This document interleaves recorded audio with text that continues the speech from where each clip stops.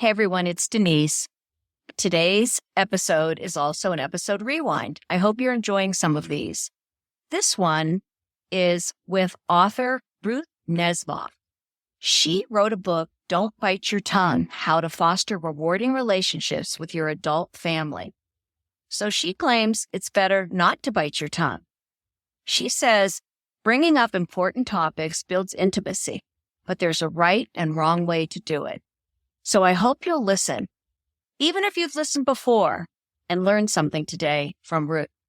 Thanks, everyone. Let's get started.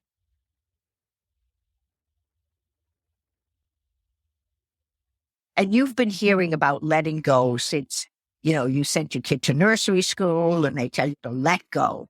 But the truth is, why would we want to let go of our children? We have spent more hours working with our kids, more money, lost more sleep than any job, anything we've done. It's really taken it out of us. What we really want to do is transform the relationship. And transforming that relationship also involves giving them some credit for having grown up. So welcome to another episode of Bite Your Tongue, the podcast. I apologize. My voice is not so great today. I've been sick, not COVID, mind you, without a voice for nearly 3 weeks. So I'm very, very happy Ellen's with me today. Ellen, it's episode 40. And last night I was thinking, okay, we're heading into episode 40. And it's taken me so long to figure something out. And I think it was our guest's book that helped me figure this out. I'm not sure the task at hand is truly building healthy relationships with our adult children, but instead figuring out our relevancy, where we fit in. For so long, we've been so relevant. In fact, actually sort of in charge. And suddenly, as our kids become young adults, we're no longer in charge, they are. And we need to figure out what our role is, or maybe what they want our role to be. Do you agree with me? What do you think about that? Oh, completely. I mean, I think we have to figure out what our role is to them. We also have to figure out, and I've said this from our very first podcast, we have to figure out what our role is for us. Right. So it's partly our own adult development that we have to figure out in tandem with that. And that's a hard thing. And, for 18 years, we were very relevant. For maybe 18 years and another 4 to 6 years, we were semi-relevant. A lot of times just because we were a resource, either a financial resource or sometimes a resource for a place to live for a while, but then starts to fade. And even that part of the journey is pretty difficult too. So it's particularly true when our adult children are doing what they're supposed to do, when they're becoming independent, when they're doing all the things that we've wanted them to do. So yeah, I think relevance is an important topic. Well, and I think our ego gets involved a little bit. We feel bad. We're not so relevant. And when you don't have a lot going on in the other part of your life, which you said, developing our own journey through older adulthood, then you get even more anxious. And it makes me think of episode 34 when we interviewed Dr. Carl Bellmer from Cornell. And he pointed out that psychological term I'd never heard of, intergenerational state. And it really basically means that the parents' investment in the relationship with their adult children is so much greater than the children's investment in that relationship. Doesn't mean they don't love us any less, but they're busy building their own lives. We've built ours. We've had our children. So yeah, they love us, but they don't need to talk to us every day. They don't need to know what we made for dinner, that sort of thing.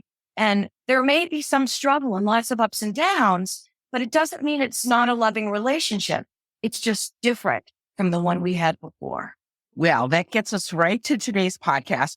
We named our podcast Bite Your Tongue because all along, most believe the adage, bite your tongue, loosen your purse strings, and wear beige. Today's guest will counter all of that. In fact, she believes that biting your tongue or silence doesn't build intimacy. She says that giving advice is not at all bad. We just must learn to do it right so we don't alienate our children, or that they just stop listening to us because we're talking too much. So I'm excited to introduce her because I've always wondered how you build authentic relationships if you're biting your tongue all the time. And even though it's a lot easier to build relationships with friends, it's almost impossible to know day to day how to do this in a way that's really helpful to our kids. And so today we're welcoming Dr. Ruth Nemzoff, the author of a book that completely contradicts the title of our podcast. Not the podcast itself, just the title. Her book is called Don't Bite Your Tongue, How to Foster Rewarding Relationships with Your Adult Children. And it's garnering lots of attention. As one reviewer said, it offers parents of adult children a way to take the bite out of what can be complex relationships. Ruth is also the author of Don't Roll Your Eyes, Making In-Laws into Family, and is a resident scholar at Brandeis Women's Studies Research Center. She's also a parent of 4 adult children, gives her a lot of credibility with us. Welcome, Ruth. We're glad you're with us. Well, thanks. I like to first contradict you when you talk about the title of the book. The title of the book was actually picked by the marketing department. As a first-time author, you don't have any choice. Of course. So I was very upset. But it turned out it sold well, so I'm very happy. But the truth is, the message of the book is think about how to say it, what to say it, when to say it. And if I were writing it today, I'd have a whole chapter on what medium to say it, because we have so many choices of different ways of saying things. And part of that medium is nonverbal. In other words, the medium of texting, of course, but also you can sometimes communicate with people by, as I'm sure your friends have done for you, with chicken soup, flowers, with chocolates, with just actions by just going for a walk. So actually, I had to straighten that out. I'd also like to just relate to a couple of other things you said, which is when I talk about giving advice to children, I think it's perfectly okay to give advice. It's just not okay to expect them to follow it.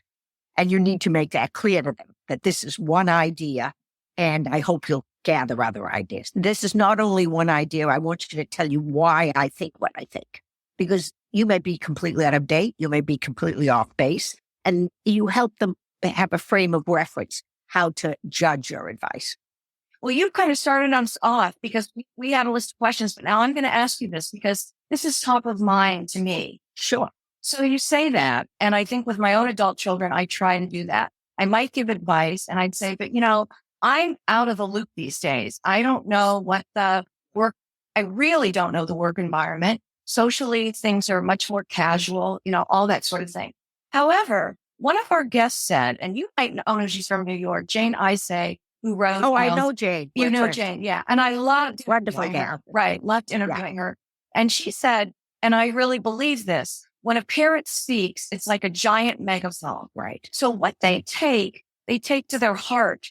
So even if they don't agree with what you're saying, I'm worried that what I say, they might take too seriously when I'm completely wrong. So I worry about giving the advice where even if they disagree with me, and sometimes they'll come back with, doesn't make any sense, Mom, blah, blah, blah. And the same with my parents, yet it still stayed with me. And I don't want something that I say that's totally off the track to stay with them. Yeah, I have the same experience too, Denise, that it's just like sometimes I just say something as a joke or something that, oh, you're doing that now? But I don't really care that they're doing that. It's just a comment. You don't, but it sounds judgmental. Yeah. Yeah. How do you get that judgmental part out of it? Okay, well, first, I want to say, we think we're more powerful than we are. And we're very frightened of using that power because we used to be all powerful. But it might not be a secret to you that your kids have figured out you're not all powerful. Even though at the same time they hear your words in high fidelity, or I guess now we'd call it Dolby surround sound. But at any rate, they hear us and at moments of real stress, like a wedding or a birth of a child or anything like that, that sound is so loud and is so big. So we need in our thinking to take that into consideration. Timing is always a big thing. We need to realize that there are certain moments when things are really loud. Now, we also have to give our children some credit for while, in fact, they do react emotionally, they may, 10 years later, 20 years later, 30 years later, see it very differently. And I'm sure all of you, both of you and our audience out there, have things that our parents said to us that we thought were horrible at the time. And now either we think they're funny or very age, kind of like an antique curtain or something. But it also might have resonance. And I think in Don't Bite Your Tongue, I use the example of my mother, telling me to write thank you notes. And the faster you write your thank you note, the less good it has to be. And I was, oh, mother, mother. And now I think of that all the time. I'm going to send that email immediately because it doesn't have to be as good if I have wait 3 months and finally have to say something brilliant.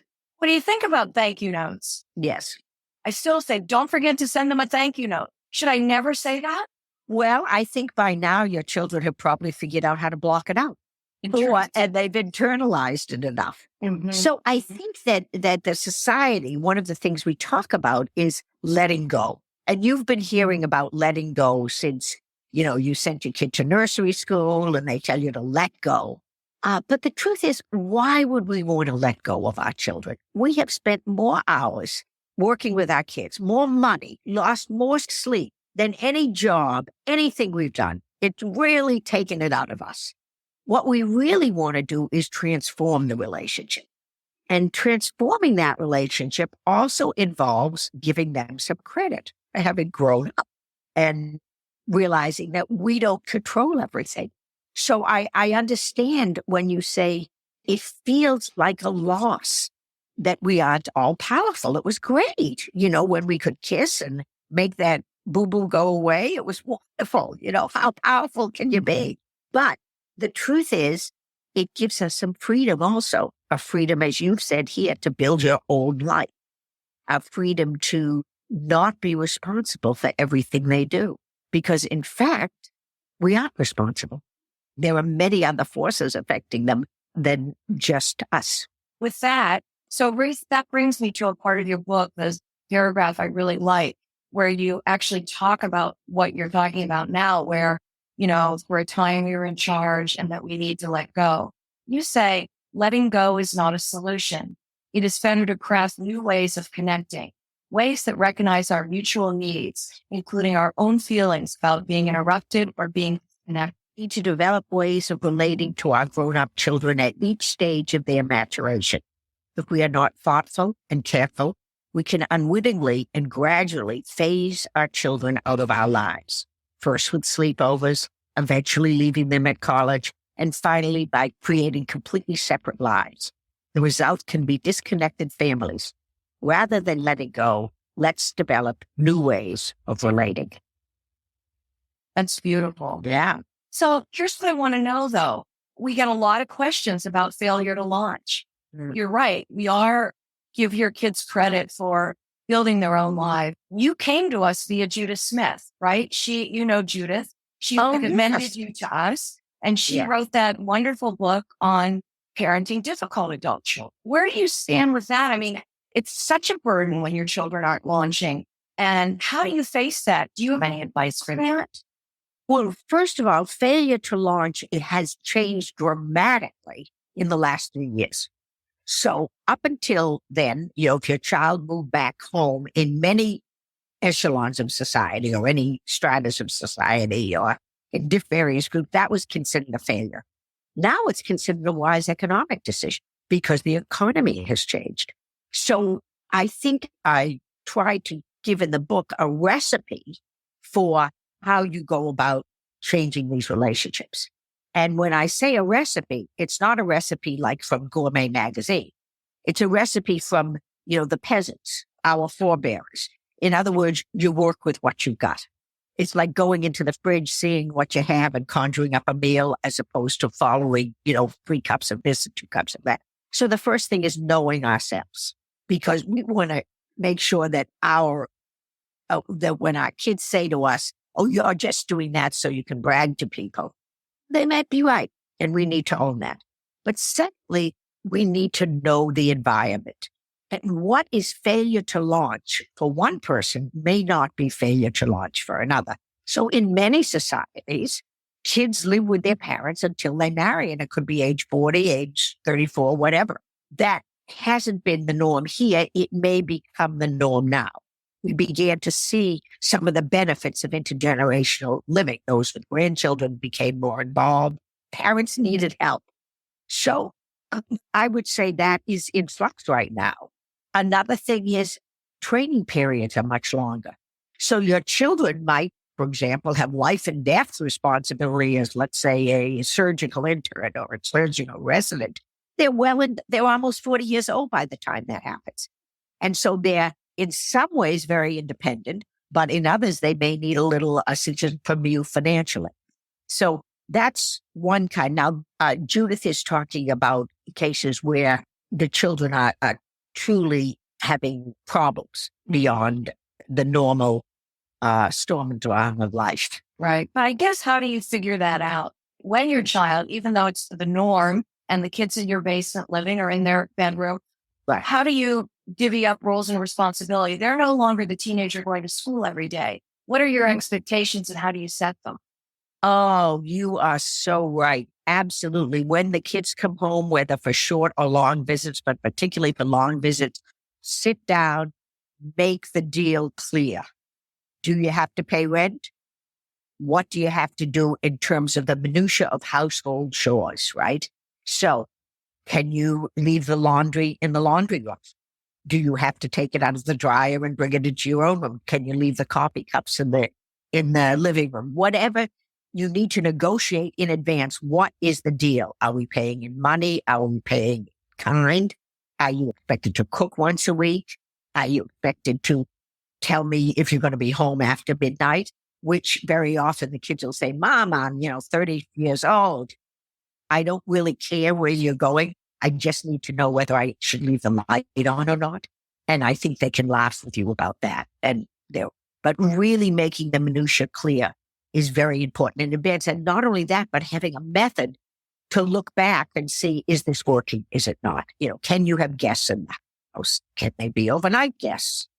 Etc. That's hard. So I'm going to give you a real life situation from my youngest, because he's sort of in between these two poles.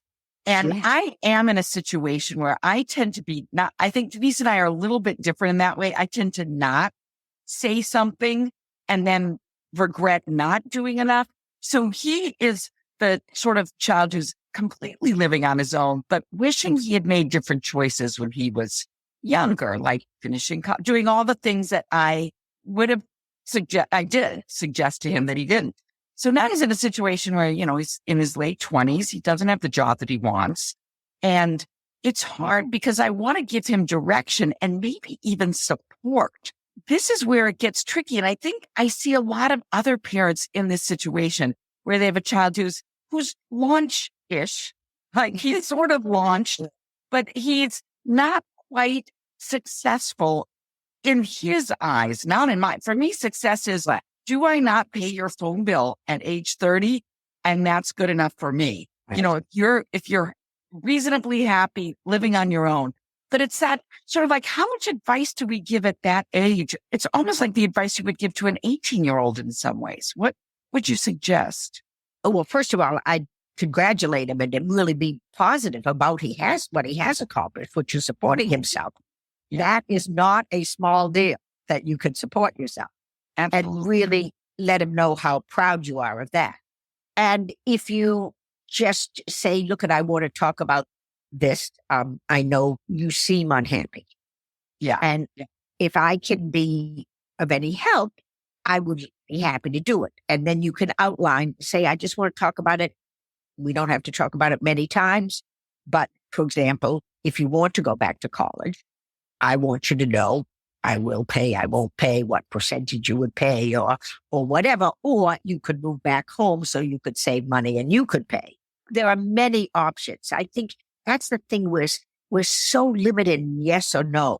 There are many options you could present to him and say, look, you don't have to tell me now. We don't have to discuss it again. I just want you to know the kind of support I'm willing to be if you decide to do that. Now, one of the ways also, he has many options because, we think of college, those 4 years, and it has to be after high school. In fact, we're living, knowing the environment, we're living at a time where many, many options are open. There are weekend colleges. There are online colleges. There are still evening classes, And so he doesn't necessarily have to give up books and just open up the discussion in terms of the myriad of possibilities and what your role could be if he wants it to be. And if he doesn't, that's okay too. You gave some great advice so here that I didn't really think of. And I think this is really good for parents. You need to be prepared for these conversations. Absolutely. Do your homework. Do you know what I mean? Like you said, like present him with options. Well, I've got to do some thinking about that on my own. Like what is okay for me? Again, sort of like that whole idea about we've got to figure out us and what we can tolerate, what we want, as well as listening to them. It really is a two-way street. Right. That's exactly what the point of the whole book is. That relationships are between people. And there are two people involved, and you can't diss one or the other. The idea of silencing the parent doesn't make sense, nor silencing the child. Yeah, exactly. So, Ruth, that brings me to another point in your book, and I want to bring something up afterwards. But you talk about parents silencing their voices and how we want to reclaim them. I pulled a little section out, and you write, parents have lost their own voices and need to reclaim them, as words are an important element in building more equal and adult relationships with our kids. When we try to silence ourselves, our feelings slip out in our body language. It's practically impossible to hide strongly felt opinions. What is unsaid often puts more pressure on loved ones than what is spoken, because the receiver of the silence makes his own interpretation and has little chance to correct the misunderstanding. Asking questions or offering opinions that encourage interaction rather than making pronouncements or remaining silent can be supportive of a child's independence. Sometimes, however, if we wait until our anger has passed, until a moment when we can see the other's perspective, we can select words that are more loving and calm rather than angry or insulted. We do this in our work lives. After all, we do not confront every situation at the moment it occurs, but wait until we've calmed down. So that's about self-control. It's about really realizing that I know that when my daughter walks into the room, before I've even formed the thought, she'll say, "You don't like this outfit, do you?" And she's right. She's right. She's absolutely right. So our children know us. They are brilliant psychologists. They recognize that raise of the eyebrow, that slight look, that horror. So instead of having them misinterpret it, there was a great show on NPR about the mind and how people misinterpret others' actions all the time. But if you talk about it, you get a chance to see maybe it has a different meaning. And I want to go to what Ellen said. You said, as long as they're paying their phone bill, you're okay. I'm not that person. I look way down the road. Is the job going to sustain them for the rest of their lives?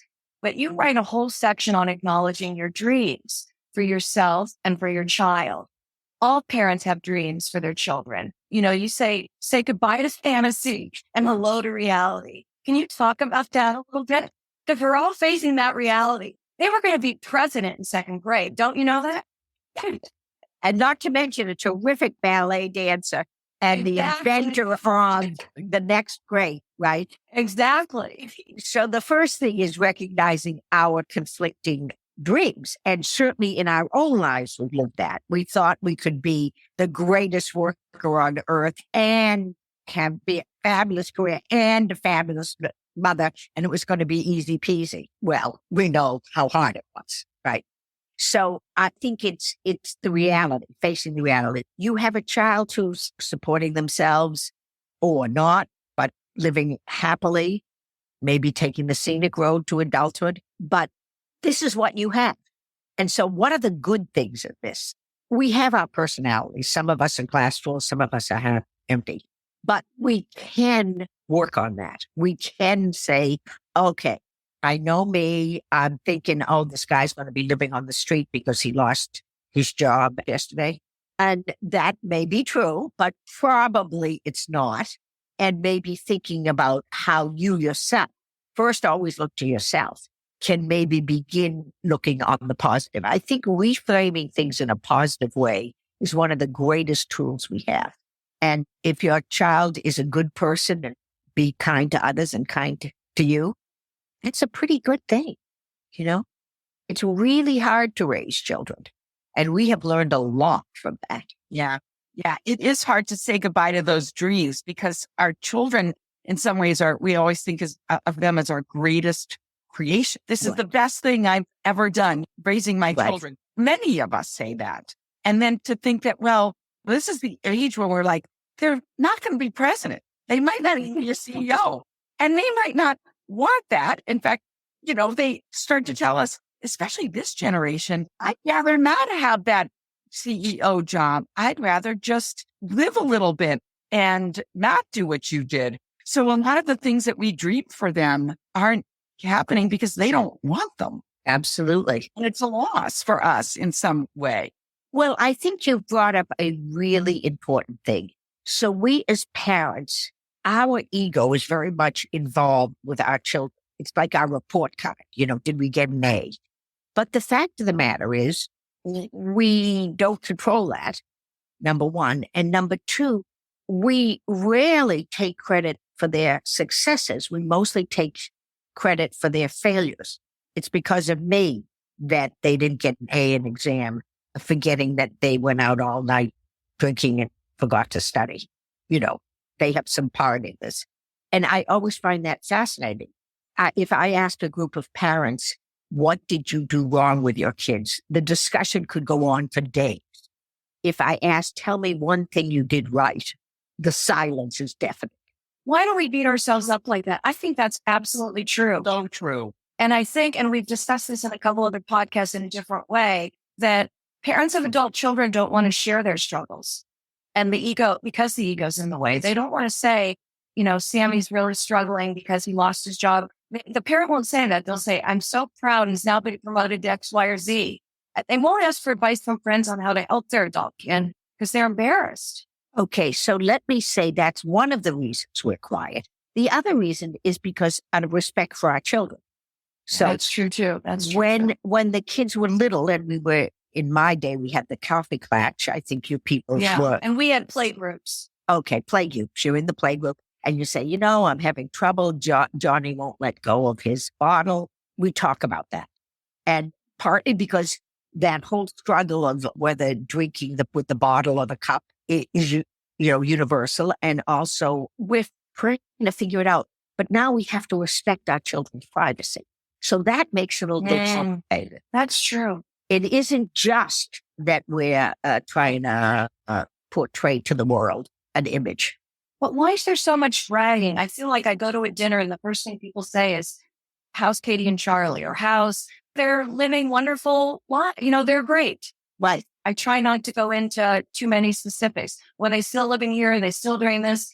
No, I don't know where to go from there. And then the question is, are you nervous because of them or because of you? Because you are afraid you'll be judged. That is a very interesting question. We always have to look at ourselves first. What is it that troubles us about our friends asking? Some people are asking out of genuine love for your kids. And you would probably have a different reaction than with some casual person who was, you met in a football game in 6th grade. Definitely. Again, it's the relationship of the conversation. And perhaps it's appropriate with that person who you're not close with when they're asking about your kids to be a little bit, they're doing great. Yeah, you're absolutely right. With people that are close to me, I don't mind. But pretty much their lives are status quo. No one's getting married. No one's having a baby. No one's changing jobs. It's not about me or them. I just don't have much to offer. Well, first of all, that's true. And perhaps that's appropriate. But it's also true that on the one hand, you are right. No one's getting married unless you miss the invitation. So what? And don't laugh about that because we are no longer always invited to the wedding. You're right. At any rate, but a lot is happening in their lives because life is made up of lots of little everyday things. And one of the things I say to parents is, don't make every conversation a big conversation. The way we relate to people is through the dailiness of life, When light didn't turn, I was so frustrated. I was late, It's the little teeny things. And that's a wonderful way to relate to your kids, to start relating to your kids just on things you enjoy doing. Mm-hmm. And I think if you look on your relationships, we've had a lot of experience now. We've changed our relationship from the baby to the toddler, right? We're no longer carrying kids around. We let them walk all the way to the other side of the room and eventually across the street and so forth. So we've learned how to take the relationship and build it. And then gradually we let them, cross the main streets and go off on their own. We also have had experiences in our volunteer life, working with other people in the community, some of whom we liked, some of whom we didn't like. And how about at work? We've worked with a lot of people. So whether it's paid or unpaid, we have learned some lessons in building relationships. And also with friends. How do you build a new friendship?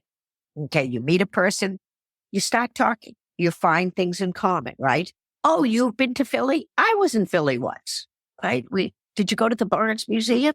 Oh, you went down to Rittenhouse Square. I was once there. Oh, tell me about it, right? So that's how you begin to build a relationship on little nothings. So we're almost starting from scratch. Go ahead, Ellen. What's interesting is that as adults, we approach other adults with children first with asking about their children. Do you know what I mean? Like in that conversation, why do we do that? Why don't I ask you what's going on for you? Not what's going on with your children, but I just feel like we need to put our own sort of self out there and be asking questions of each other about our own lives. Even if we're not doing anything, what about our inner lives? This is a really interesting time of life to grow old. And that's a great way to shift the discussion. My kids are great.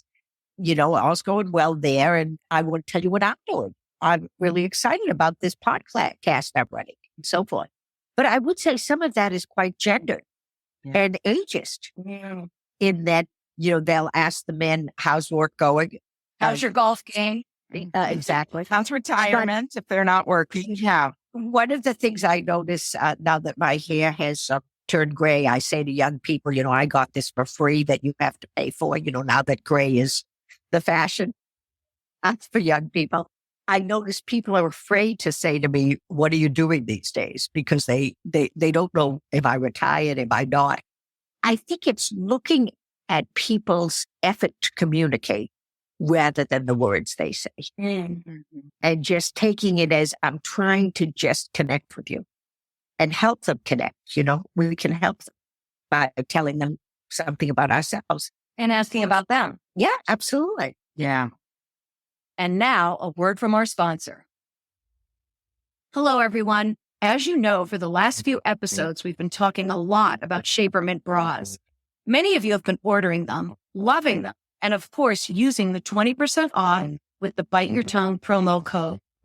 Connie Gort-Fisher, our audio engineer, is joining me today because she's loving some Shapermint products I've not even tried. What are you loving, Connie? Hey, Denise. Well, I really didn't need any bras, so I went to Shapermint just to kind of see what was there.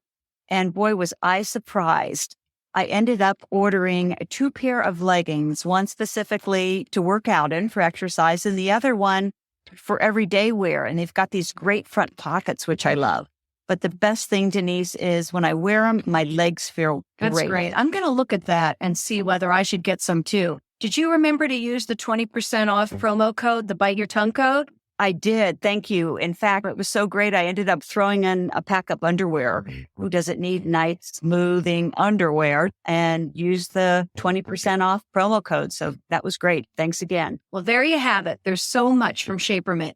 They even have bathing suits if you're planning on going somewhere warm this winter. Just log on to shapermint.com and put in the promo code Bite Your Tongue, no spaces at checkout, for an extra 20% off.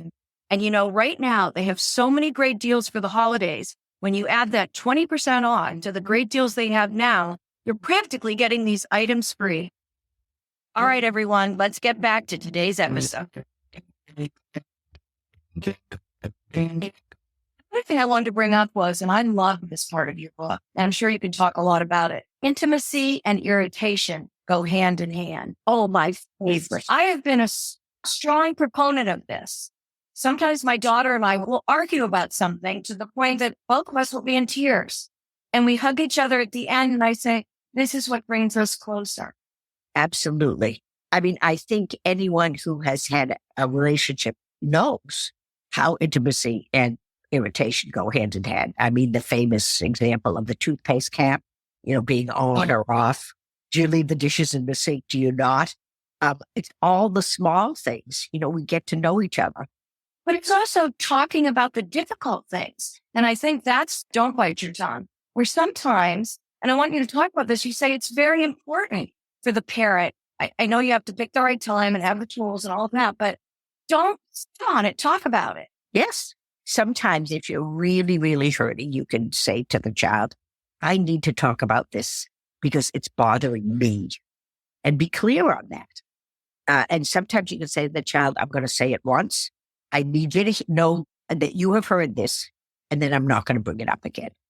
So this is often true with various habits, whether it's smoking, eating, whatever.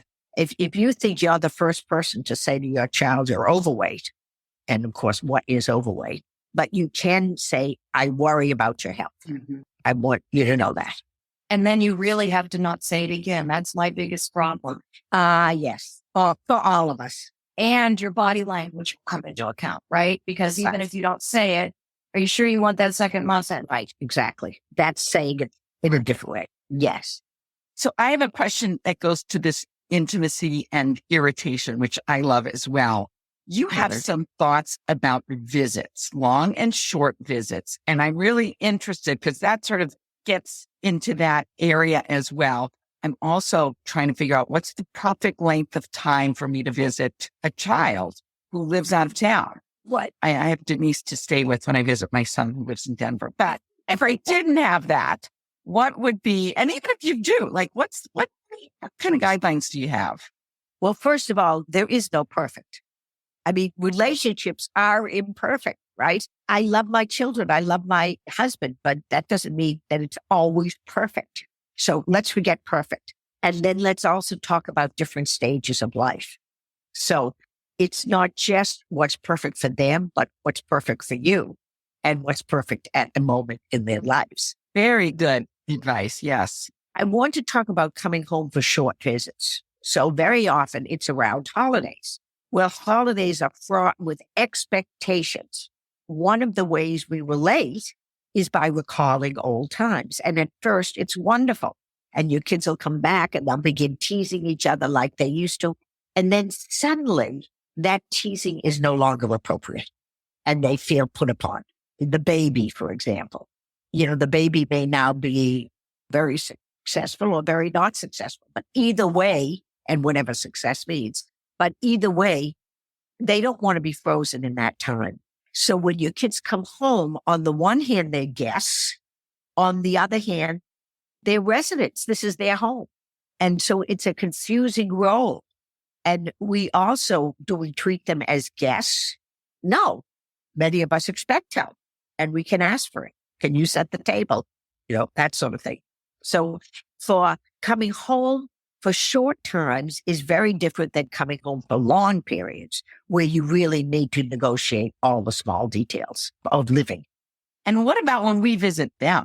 How do we negotiate that and not be that overbearing mother? Right. There are many ways, but one thing I can say that's helpful is the rule, my rules, my house, your rules, your house.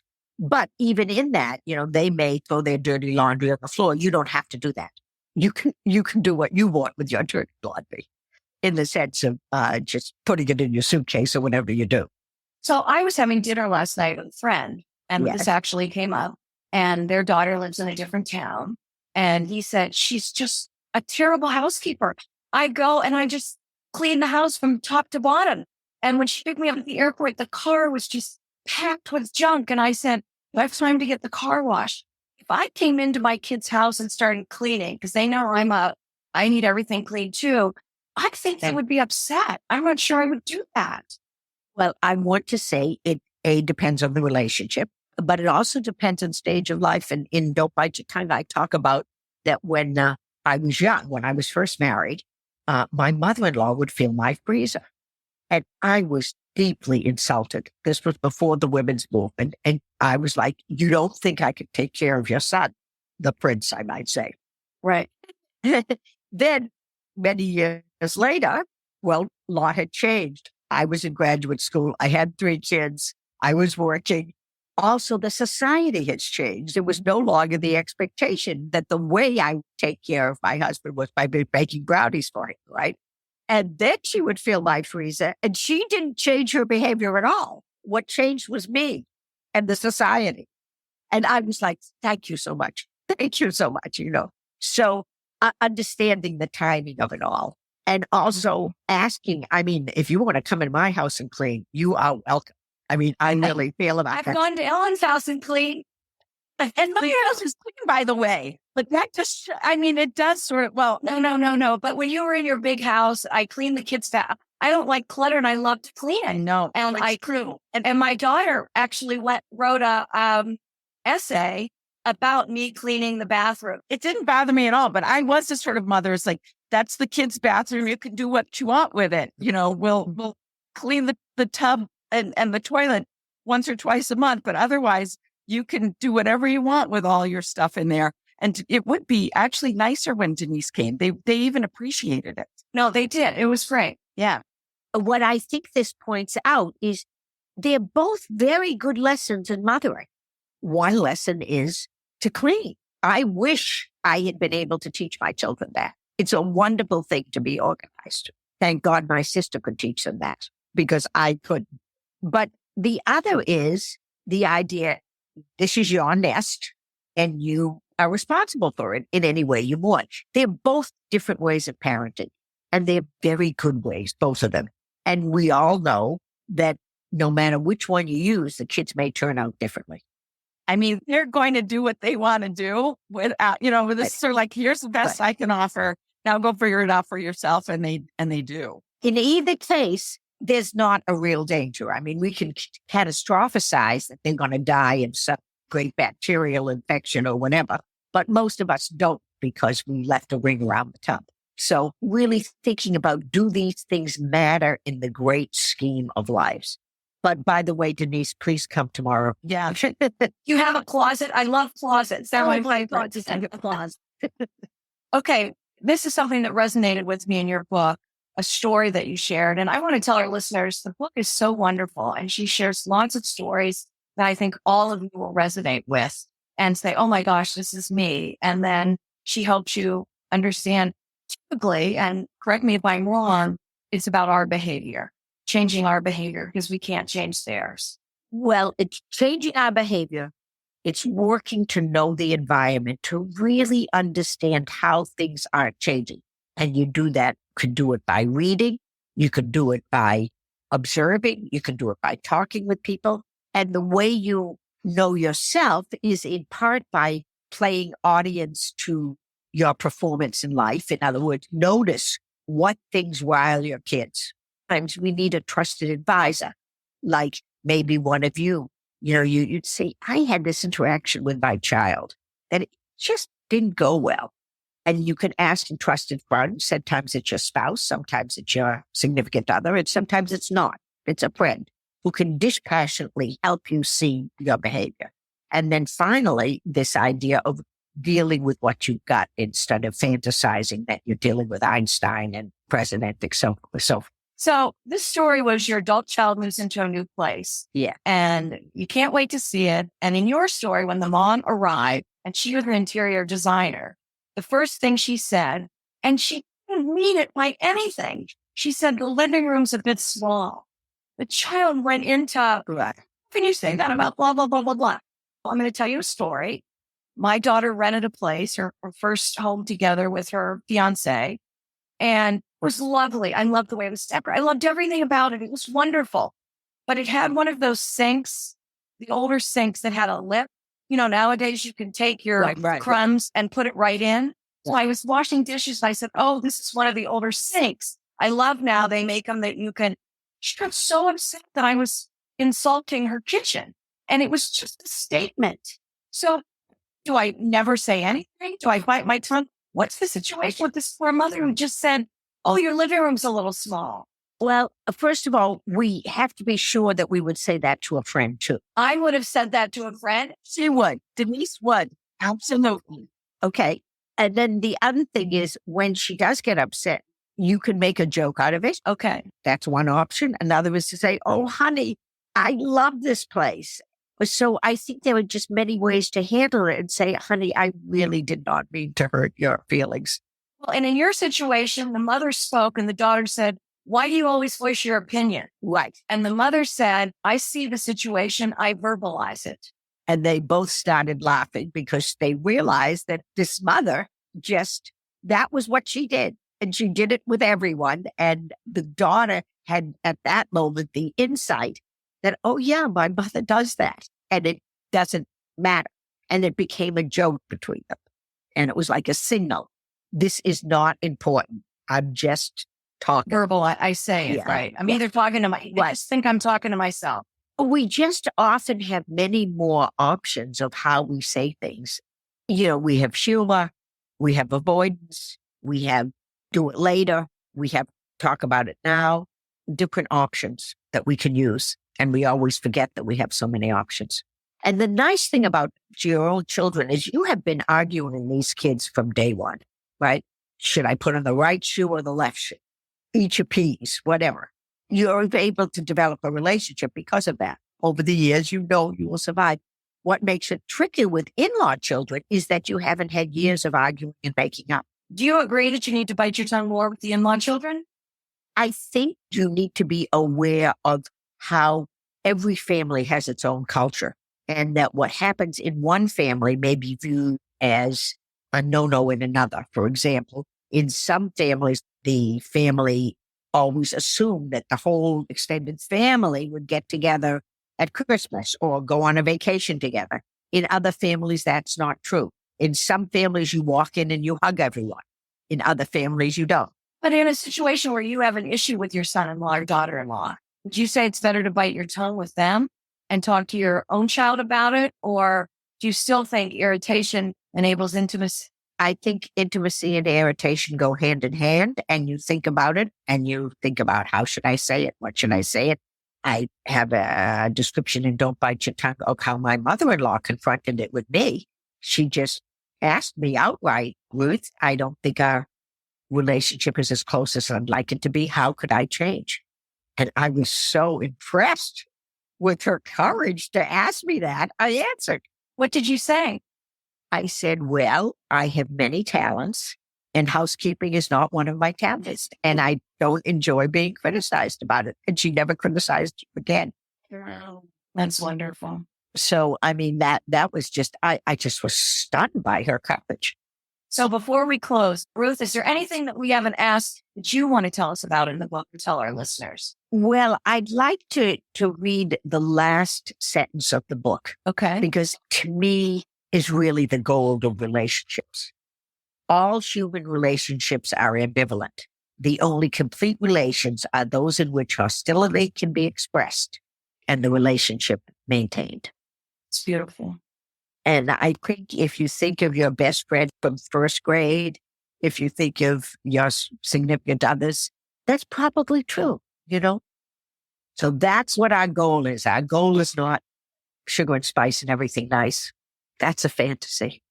So before we close, although you kind of did this, but I don't want to leave it out, we always ask our guests to tell us 2 things you want to leave with our listeners. Right. What would those 2 pieces of advice be for our listeners? Okay. I actually would say that we have many more tools than we know we have. So I want you to reframe, put things in the positive. So if you are always, or even sometimes thinking of the worst, try to put it in the positive because most things have a good side to it. I would also advise you to think good thoughts, not bad. In other words, interpret things in a good way. For example, let's say you're at the house and your child clears the coffee cup. They may be wanting to run the dishwasher, not be trying to kick you out of the house. So don't always put a bad spin on things. Just bring all the wonderful things you've learned in life to this relationship. Such great advice. Terrific. Really great advice. And I'm going to take the piece that I'm going to take that you didn't say is work with what you have. Oh, Yes. That is so important I love that metaphor that it's a recipe made out of what's already in the refrigerator and right. our Yes. favorite things in the cabinet. And we've got to work with that. Right. Well, in many respects, I hope that some of the adult children listen to this podcast because it sums up our role and their role in some ways, realizing that they have to deal with what we have. Oh, true. I love it when adult children come to my talks because we all hear someone else's children better than our own. Absolutely. And they hear someone else's mother better than their own. Yes. It's terrific. So, Ruth, thank you so much for joining us today. This was terrific. We've loved it. I enjoyed it too. I learned so much. Thank you so much. Great. And I've got to figure out, we can't change the name of our podcast. We just have to realize that you don't have to bite your tongue. You just have to work with what you have. Yes, and maybe you need to chew on it a little. Yeah. Chew on it. Perfect. All right. Thank you so much. So that's a wrap. What an insightful woman. Thank you so much, Ruth. Though Ellen and I talked a bit, should we change the name of our podcast? I think not. What Ruth is really saying is, yes, we should bite our tongues. Initially, that is. But think through things, change our approaches, and maybe try again when the time is right. I agree with her. It's not always a good idea to avoid important subjects. Remember, as she says, and I certainly agree, silence does not build intimacy. Thanks to all of you for listening. Please check out our website, follow us on your favorite podcast platforms, and follow us on all our social media platforms. We really, really appreciate it. A huge thank you to Connie Gorham-Fisher, our audio engineer. And remember, there are many cases you may need to bite your tongue, at least for a while.